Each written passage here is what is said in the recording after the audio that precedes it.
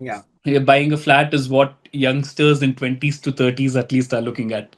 So buying a flat, the first thing that I would always see is, and I would never compromise perhaps, is the moment you go and approach a project, just do not see it on paper. Actually go look at the land, where it is situated, what is the approach road to it, what is the surroundings of that particular area. It may be in the most initial stages, but even then developers would have put some amount of board somewhere, put up the at least the hoardings near the land, and at least have a sense of where the land is, rather than just going blindly by Instagram reels or going blindly by advertisements or advertorials. Hmm. So that is one thing that I would really say, that having a physical sense of where the apartment is coming up or where the land is situated, where the flat is being built, is one of the most important things. Hmm. Apart from that, the second thing is never compromise on due diligence in respect of both the title as well as the building approvals. Hmm. So a lot of people give it to their lawyers saying, okay, is the title good?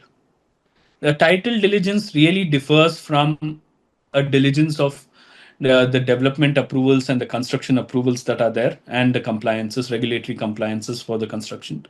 So a title due diligence never really puts in a full picture of the construction diligences and the construction compliances.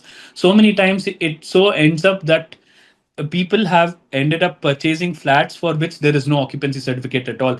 They'll Hmm. say the building has occupancy certificate. The builder would have probably developed one or two flats more, or put in a floor more, and he sells you that flat.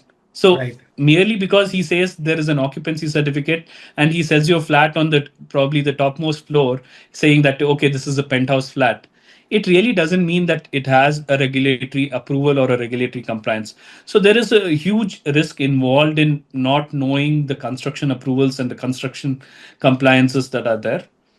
So one thing that people should never compromise is get get yourselves a good lawyer, not just a lawyer from the bank. People say that Hmm. or a lot of developers would say, oh, it is approved by so and so Yeah, nationalized yeah, bank, yeah. so and so private bank, so and so housing finance, all those things. Merely because it is approved, it doesn't mean anything until and unless you really have it looked at by your lawyer. Hmm. Nothing is really neutral.